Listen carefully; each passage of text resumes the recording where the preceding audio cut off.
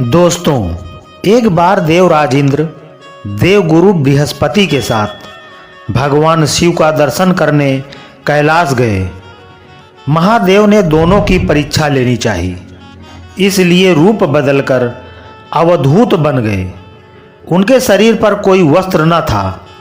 उनका शरीर जलती हुई अग्नि के समान धधक रहा था और अत्यंत भयंकर नजर आते थे। अवधूत दोनों के रास्ते में खड़े हो गए। इंद्र ने एक विचित्र पुरुष को रास्ते में खड़े देखा तो चौंक गए। इंद्र को देवराज होने का गर्व घेरने लगा। उन्होंने उस भयंकर पुरुष से पूछा, तुम कौन हो? तो भगवान शिव अभी कैलाश पर विराज रहे हैं या नहीं, या कहीं भ्रमण पर हैं? मैं उनके दर्शन के लिए आया हूं। इंद्र ने कई प्रश्न किए, लेकिन वह पुरुष योगियों को समान मौन ही रहे। इंद्र को लगा कि एक साधारण प्राणी उनका अपमान कर रहा है। उनके मन में देवराज होने का अहंकार उपजा, जो क्रोध में बदल गया। इंद्र ने कहा, मेरे बार बार अनुरोध पर भी तू कुछ नहीं बोलकर मेरा अपमान कर रहा है। मैं तुझे अभी दंड देता हूं। ऐसा कहकर इंद्र ने वज्र उठा लिया। भगवान शिव ने वज्र को उसी समय स्तंभित कर दिया, यानी जड़ कर दिया, स्थिर कर दिया। इंद्र की बांह अकड़ गई। भगवान अवधूत क्रोध से लाल हो गए। बृहस्पति उनके चेहरे पर आई क्रोध की ज्वाला को देखकर समझ गए कि ऐसा प्रचंड स्वरूप महादेव के अतिरिक्त किसी का नहीं हो सकता। बृहस्पति शिव स्तुति गाने लगे। उन्होंने इंद्र को भी महादेव के चरणों में लेटा दिया और बोले, प्रभु, इंद्र आपके चरणों में पड़े हैं। आपका शरणागत है। आपके ललाट से प्रकट अग्नि इन्हें जलाने को बढ़ रही है। हम शरणागतों की रक्षा करें। बृहस्पति ने विनती की, प्रभु, भक्तों पर आपकी सदा कृपा बरसती है। आप भक्त वत्सल और सर्वसमर्थ हैं। आप इस तेज को कहीं और स्थान दे दीजिए ताकि इंद्र के प्राणों की रक्षा हो। भगवान रुद्र ने कहा, बृहस्पति, मैं तुम पर बहुत प्रसन्न हूं। इंद्र को जीवन दान देने के कारण तुम्हारा एक नाम जीव भी होगा। मेरे तीसरे नेत्र से प्रकट इस अग्नि का ताप देवता सहन नहीं कर सकते, इसलिए मैं इसको बहुत दूर छोड़ दूंगा। महादेव ने उस तेज को हाथ में धारण कर समुद्र में फेंक दिया। वहां फेंके जाते ही भगवान शिव का वह तेज तत्काल एक बालक के रूप में परिवर्तित हो गया। सिंधु से उद्भव होने के कारण उसका नाम सिंधुपुत्र जलंधर प्रसिद्ध हुआ। जलंधर, जिसका नाम शंखचूड़ भी हुआ, शिव के तेज से उत्पन्न हुआ था। इस कारण परम शक्तियों से संपन्न था। वह देवों से भी ज्यादा शक्तिवान था। वह उस तेज से पैदा हुआ था जो इंद्र को समाप्त करने वाला था। इसलिए असुरों ने उसे अपना राजा बनाया। अवधूत रूप में यह लीला करने के बाद महादेव अंतर्धान हो गए। इंद्र के गर्भ का भंजन भी हुआ। भगवान के दर्शन भी हो गए। तुलसी से जुड़ी एक कथा बहुत प्रचलित है। श्रीमद् देवी भागवत पुराण में इनके अवतरण की दिव्य लीला कथा भी बनाई गई है। एक बार शिव ने अपने तेज को समुद्र में फेंक दिया था। उससे एक महातेजस्वी बालक ने जन्म लिया। यह बालक आगे चलकर जलंधर के नाम से पराक्रमी दैत्य राजा बना। इसकी राजधानी का नाम जालंधर नगरी था।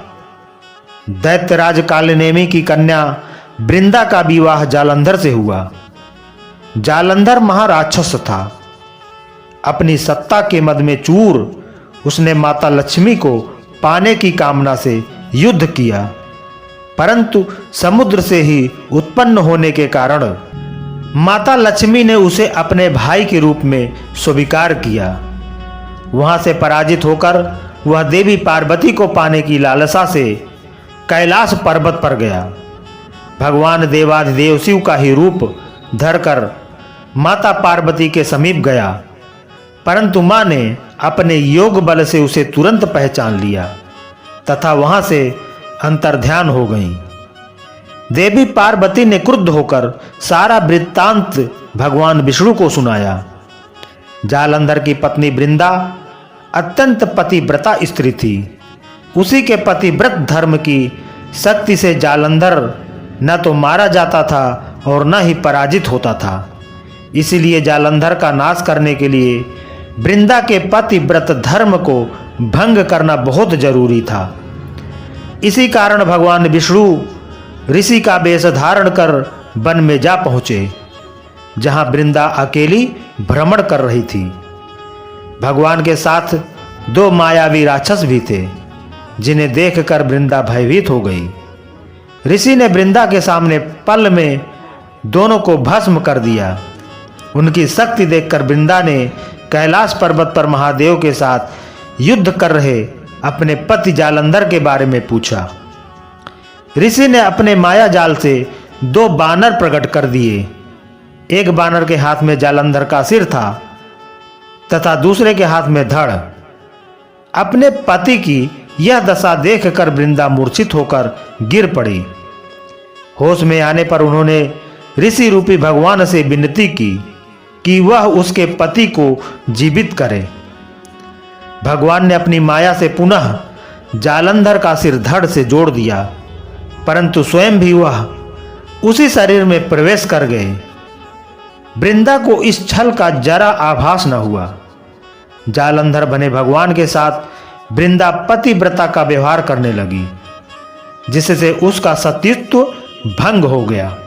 ऐसा होते ही वृंदा का पति जालंधर युद्ध में हार गया। इस सारी लीला का जब वृंदा को पता चला तो उसने क्रुद्ध होकर भगवान विष्णु को शिला होने का श्राप दे दिया तथा स्वयं सती हो गई। जहां वृंदा भस्म हुई वहां तुलसी का पौधा उगा। भगवान विष्णु ने वृंदा से कहा, हे वृंदा, तुम अपने सतीत्व के कारण मुझे लक्ष्मी से भी अधिक प्रिय हो गई हो। अब तुम तुलसी के रूप में सदा मेरे साथ रहोगी।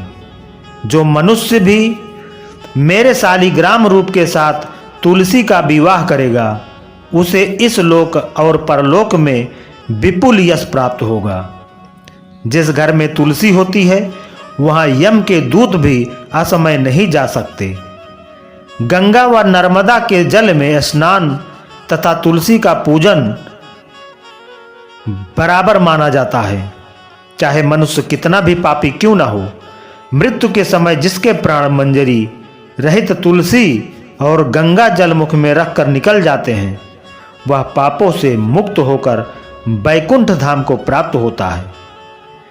जो मनुष्य तुलसी व आंवलों की छाया में अपने पितरों का श्राद्ध करता है, उसके पितर मोक्ष को प्राप्त हो जाते हैं। उसी दैत्य जालंधर की यह भूमि जालंधर नाम से विख्यात है। सती वृंदा का मंदिर मोहल्ला कोट किशनचंद में स्थित है। कहते हैं इस स्थान पर एक प्राचीन गुफा थी जो सीधी हरिद्वार तक जाती थी। तो दोस्तों, आज के इस प्रसंग के बाद अगले प्रसंग में मिलते हैं। ये प्रसंग आपको अच्छा लगा हो, ये कहानी आपको अच्छी लगी हो तो लाइक करके शेयर करें और हमारे चैनल को सब्सक्राइब करें। धन्यवाद।